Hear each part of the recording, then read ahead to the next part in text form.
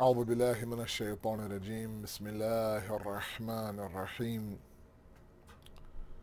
الحمد لله الذي لا يبلغ مدحته القائلون ولا يحصي نعماءه العادون ولا يؤدي حقه المجتحدون الذي لا يدركه بعد الحمم ولا يناله غوص الفطن ثم الصلاة والسلام على أشرف الأنبياء والمرسلين حبيب قلوبنا وطبيب نفوسنا وشفيع ذنوبنا سيدنا ومولانا أبي القاسم محمد.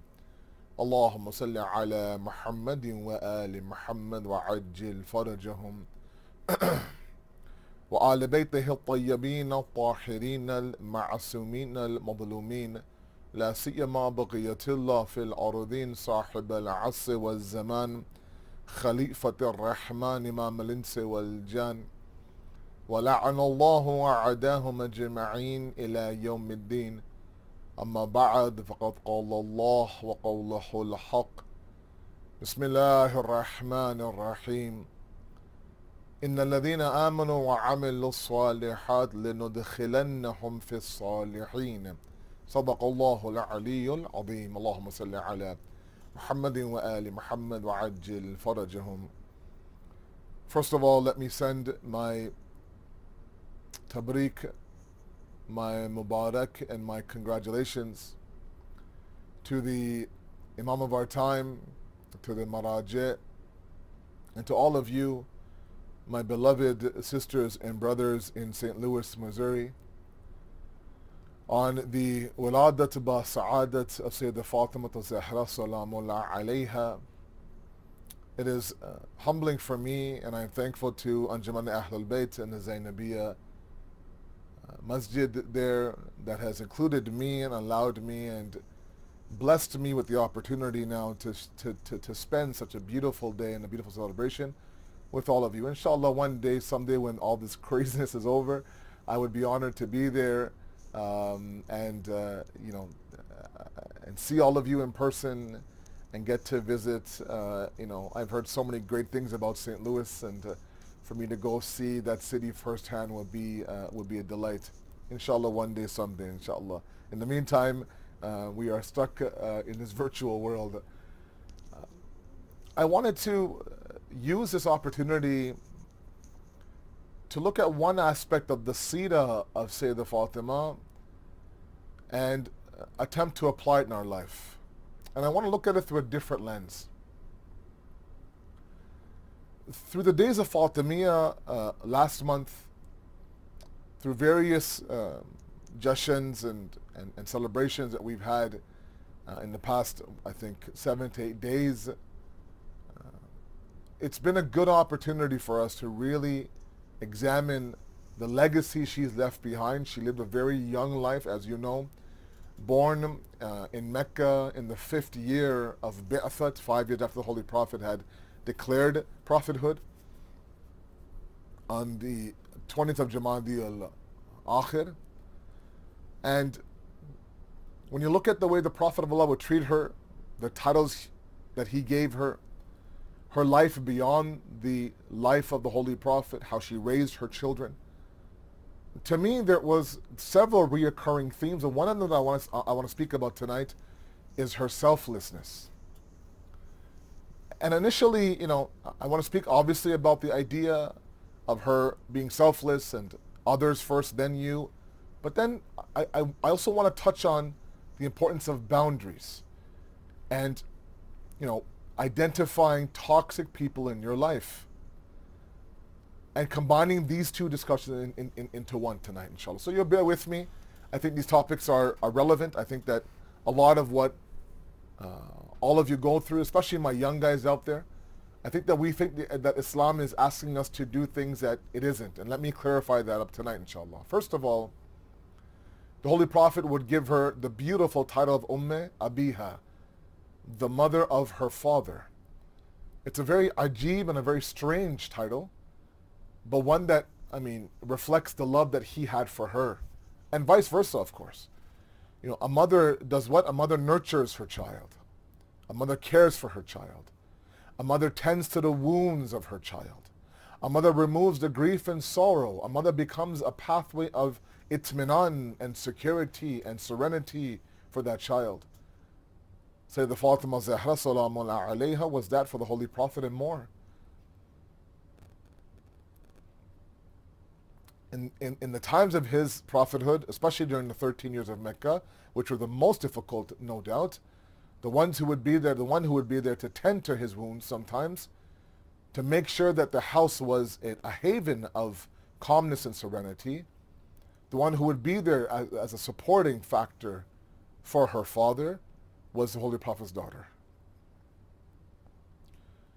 She would put everything aside and look after him.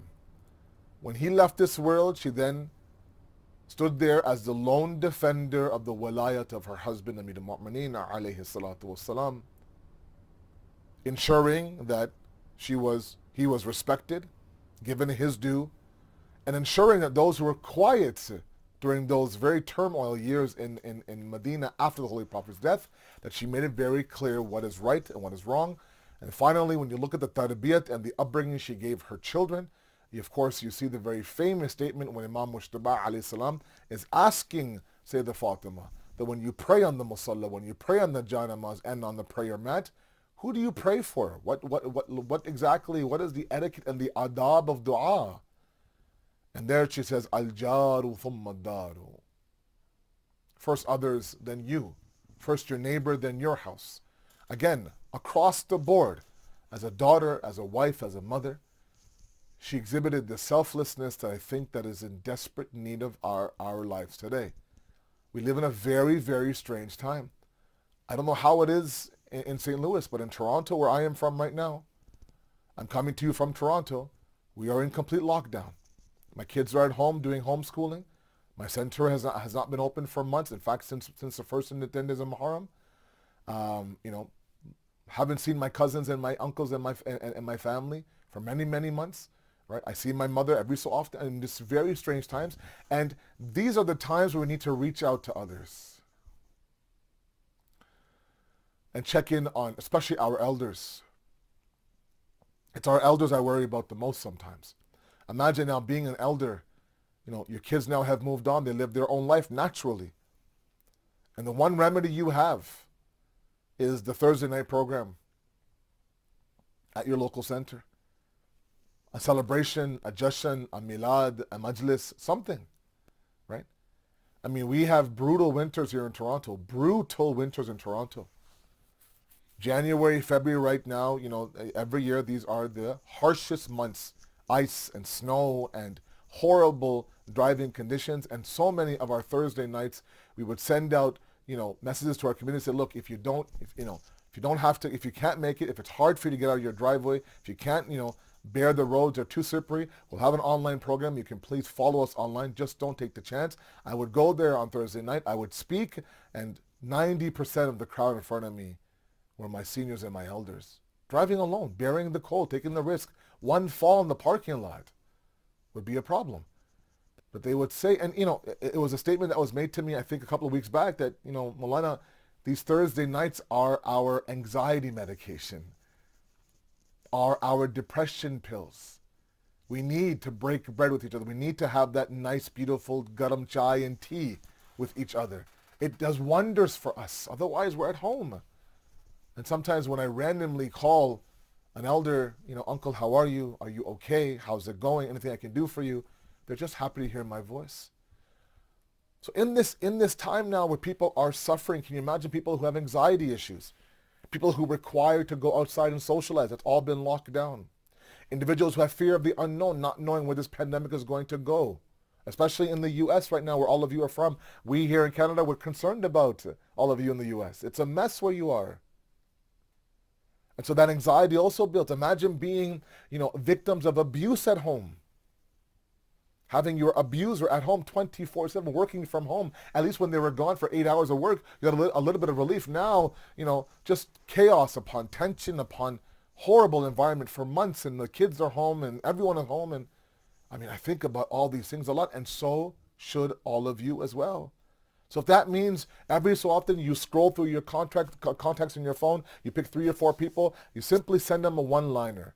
Salam, how's it going? Thinking about you, hope you're okay. That's it. That's it. It goes a long way. It goes a long way. All in the legacy of Sayyidah Fatima, who taught us others, others, others, others, then you. Others, then you. And maybe then we can learn to kind of tread the path of her sira and her and the sunnah that she left behind. These celebrations aren't just meant for us to gather and check mark. Okay, we had the program, great. Let's move on. What's the next program? No, let's make these programs life changing. We have 250 years of a sunnah of the Ahlul Bayt.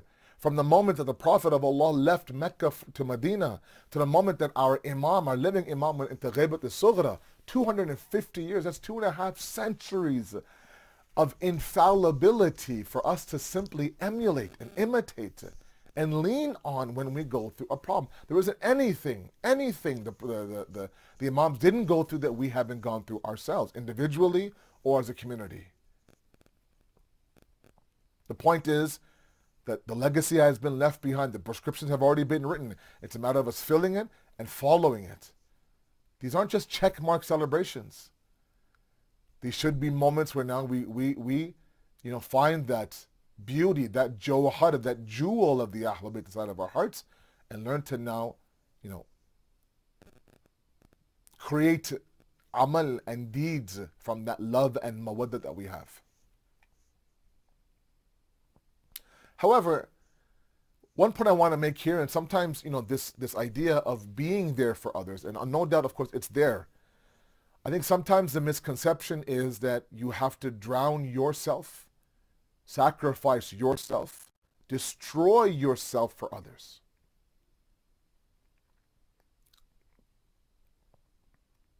And put up with toxicity inside of our life. Whether it be in the forms of friendships and circles of influences, or whether it be our family. And we think that Islam doesn't allow me to walk away from a toxic person or remove myself from a toxic situation. And that's really what I want to address tonight. That sira is there. We should think about others. Reach out to your family. Make sure your uncles and your aunts, your siblings, and your in-laws, and the elders in our community. A phone call, maybe a quick FaceTime. I don't know. But everything has its limits. Everything should have boundaries. I used to believe growing up, I tell you, and I was born and raised in Toronto, typical immigrant family. My parents are from Karachi, Pakistan. I was born, here, but and it was all about, sacrifice, give. Even if that means that you have nothing at the end of the day. And I thought for the longest time that was taqwa and piety. And I realize now slowly, bit by bit, with the verses and the ahadith, that that's simply not the case. Even the imams, when they gave, they only gave half of what they had. Imam Mujtaba is very well known to say, to be that imam that gave away half his wealth 3 times in his life. Half his wealth. Meaning if he had $2 in his pocket, he gave 1 to the poor and keep 1 for himself. Someone like me thought that if I emptied my whole pocket out, that would be the best thing to do. Meanwhile, that person might be happy, but now you're hungry, your kids are hungry, your family now has nothing. I think sometimes, all in the name of helping somebody out, helping them get through their anxiety and their depression and their mental health issues, I think that sometimes we don't realize the toll it takes on our mental health and anxiety. And yes, if that means that for a moment we kind of set our own internal boundaries and not put up with toxic behavior, someone who's negative, someone who is envious, pessimistic, someone who always looks to bring you down, and someone who always wants every inch of you. And even though you give them every inch of you, it's never quite enough. I called you, didn't respond. Where were you? I needed you. We just spoke 5 times today. I'm sorry, I had to do this and do that. Well, what kind of friend are you? I need you. Where are you? I expect you to... And those kind of words, it's okay. And you think, what? That's what Islam wants from me. And the first place I'm going to start off with is your circle of influence, your friends. I wish growing up in Toronto in my late teens, early 20s, I wish that someone had told me that, you know, if you show me someone's friends, I'll show you their future. Islam has an extensive discussion on friendship in Islam. Excuse me. On friendship in Islam. Everything from who to befriend, who to avoid, the effects of friendship, the limits of friendship, the testing of friendship, all of that is there. And this one hadith I found from Imam Jafri Sadiq alayhi salatu wasalam, Allahumma salli ala Muhammad wa ali Muhammad, was incredible. He says you have to set boundaries and limits on your relationships. He says there are 5 limits, he says. This is straight out of his hadith. The first is you have to look at the fact, and these are, testing points. This is a litmus test, right? To see, okay, is this person worthy of it or not? Or do I have to sit there and set boundaries? Number 1 is, and I want all of you to now start to recognize toxic behavior inside of those around you. Whether even if it's your family. I'm not here tonight to break up friendships or break up families. I am here tonight to save and protect your own mental health as well. We give, and then we have nothing left for everybody else. We spend all of our time at the center, all of our time in the community. Meanwhile, our spouse, our kids are dying for more of you inside the home, and you're not available. Why? Because you're at the center. Nowadays, everything is locked down, but there are still people who would find some excuse to go to the building, open it, make sure nothing's flooded, nothing's broken, everything is okay, blah, blah, blah. Let's go back. Meanwhile, their spouse always complains that Maulana, he's never around. The kids complain, I never see my dad, never see my mom. Why? I see him at the center. I don't see him inside the home. Those are people who are serving Islam, no doubt, but they have to find a balance.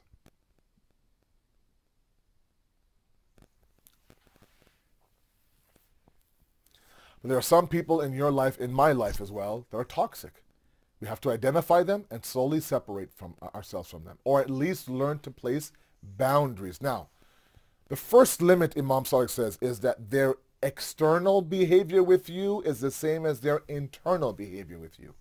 Oh, there are some people who claim to be our friends only when there's a photo op, right? There are some people who claim to be my friend only when the world is watching, right? A hashtag here, a gram moment here, a post here and there, that's all great. But when there's nobody there, it's just her and me, or just, me and my boy, or whatever, not the same reaction, not the same friendship.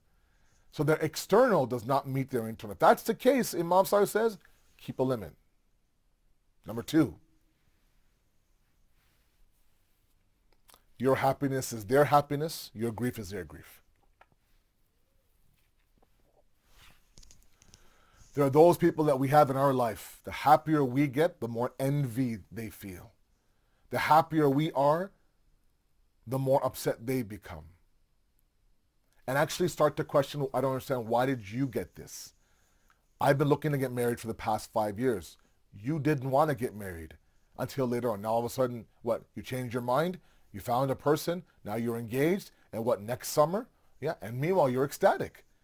Family's ecstatic, the family is celebrating, everyone is great. Oh my God, you can't, you found the right person, you're so happy, and the one person you thought would be ecstatic with you is actually very upset. Why are they upset? Because it should have been them.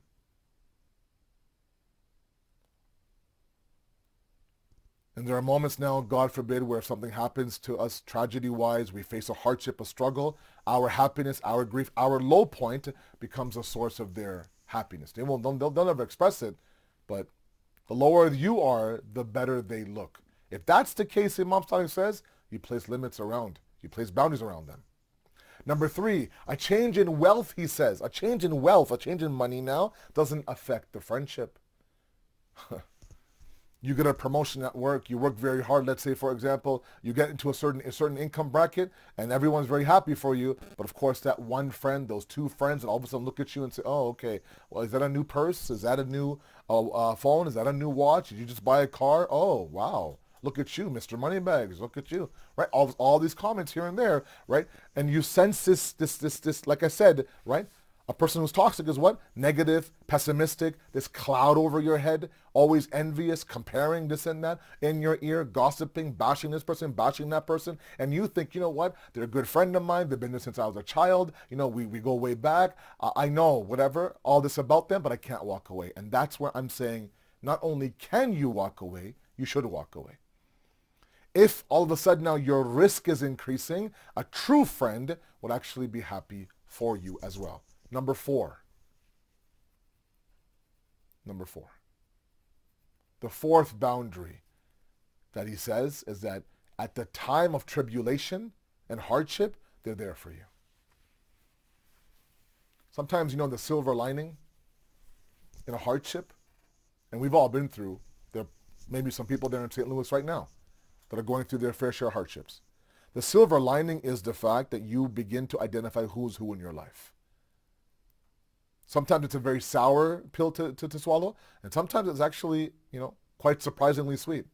You end up finding out, I never knew I was this close to this person, but this guy's been there with me through this whole ordeal almost every day.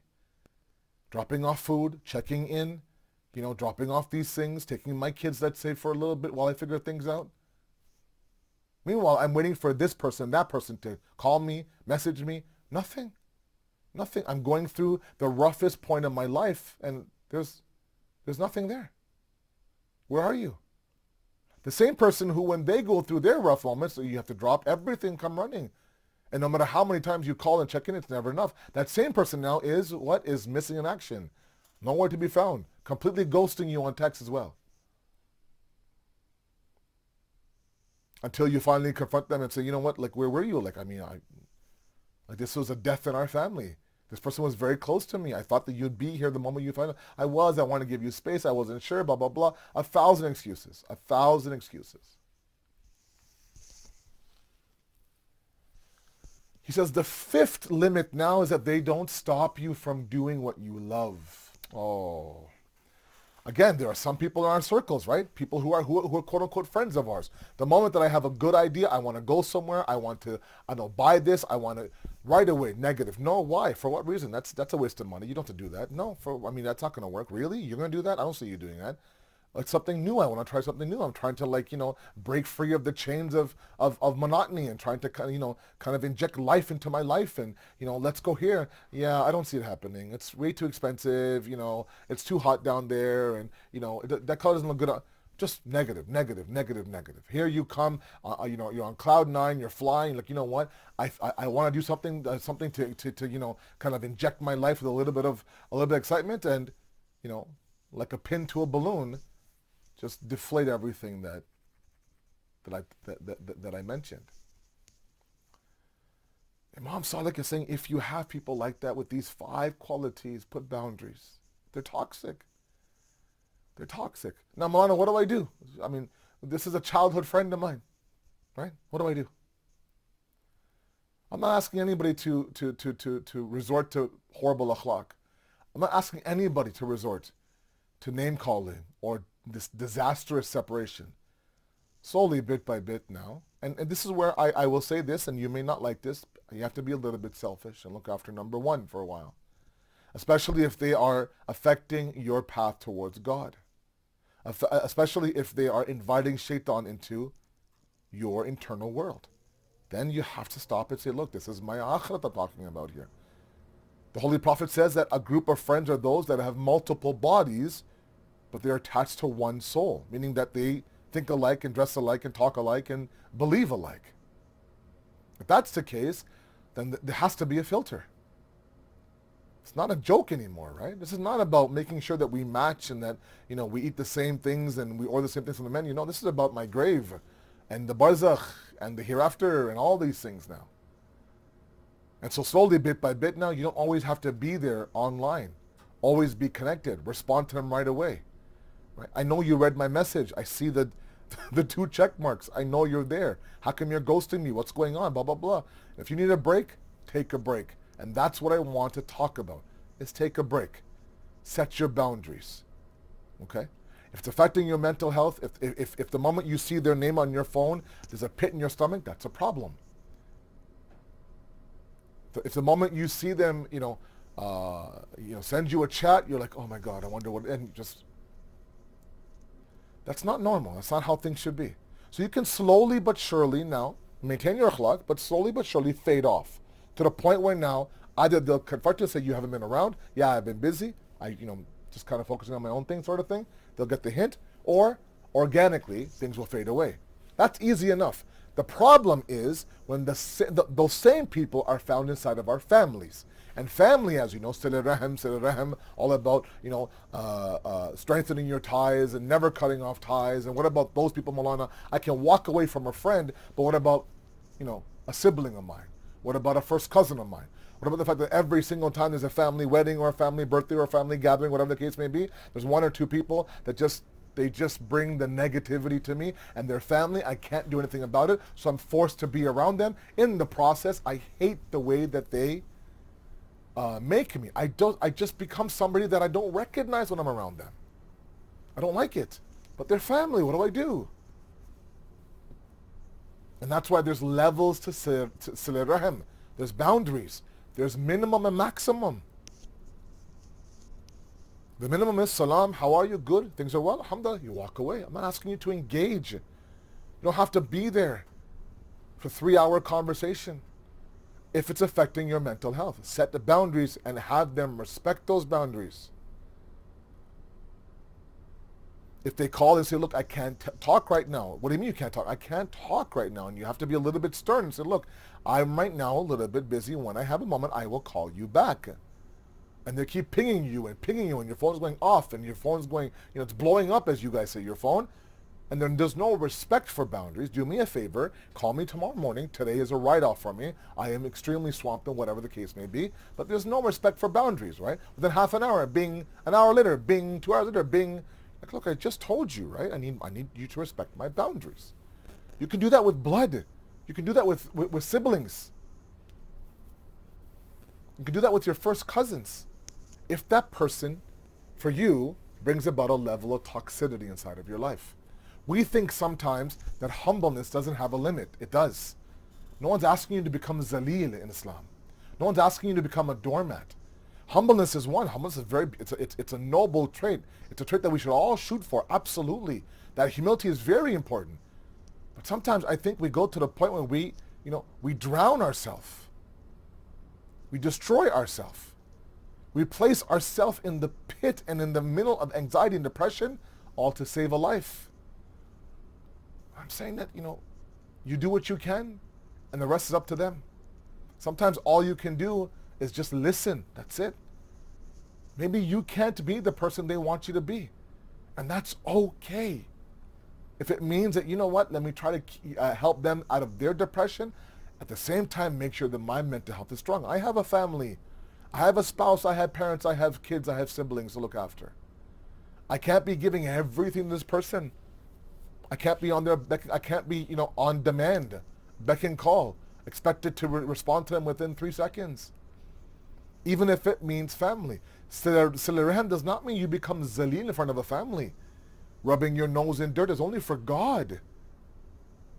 Allah says, be a proud servant. وَلَقَدْ كَرَّمْنَا بَنِي آدَمَ. Allah has given you honor. وَلِلَّهِ الْعِزَّةُ وَلِرَسُولِهِ وَلِلْمُؤْمِنِينَ. Respect and izzah is the exclusive property of Allah. He gives that to his prophet, and he gives that to the believers. Nobody has any right to take that honor and that respect and izzah and trample all over it, including yourself. وَلَوْ عَلَىٰ أَنفُسِكُمْ. Even yourselves you have to be careful of. There's a limit. This is all I can do. I'm sorry, it's all I can give you. The rest, I'm sorry. You have to figure it out on your own. Some people just need to go through their turmoil to get to their salvation and their strength. So my brothers and my sisters, selflessness, anxiety, al-jaru thumma daru, absolutely is the seed of Sayyidah Fatima. But in this day and age, there seems to be this high demand from our people to always be connected, to always be online, to always be available. It's having a toll and effect on a lot of people. There's people in your life right now that are highly toxic. And I think that a lot of you feel like I am obliged by Islam to just somehow handle and deal with this toxicity. And I'm here to tell you, whether it's a friend or even a family member, set your boundaries. All prescribed by the Ahlul Bayt. And then you'll find that, you know what, that relationship is exactly where it should be. It'll be strong in a little bit after it gets through a little bit of the awkward stage. But at least now they've gone through their own journey, and now you have protected yourself towards yours as well. We ask you, Allah subhanahu wa ta'ala, to accept our qaleel ibadat in trying to understand the path of Sayyidah Fatima and emulate that path, inshallah. We ask you, Allah subhanahu wa ta'ala, to weaken the hands of the enemies of humanity, to strengthen the mustaza'afin and the oppressed all over the world. We ask you, Allah, those who've been afflicted with the coronavirus, be it our equals in humanity or our sisters and brothers in faith, that you cure them, give them the strength to move on. And we finally ask you, Allah subhanahu wa ta'ala, to make us worthy and isqabil of the zuhur of Imam al-Zamana, inshallah, when he arrives, and to make us and our family stand beside him when he comes. Thank you very much. Once again, Eid Mubarak. Wassalamu alaikum wa rahmatullahi wa barakatuh.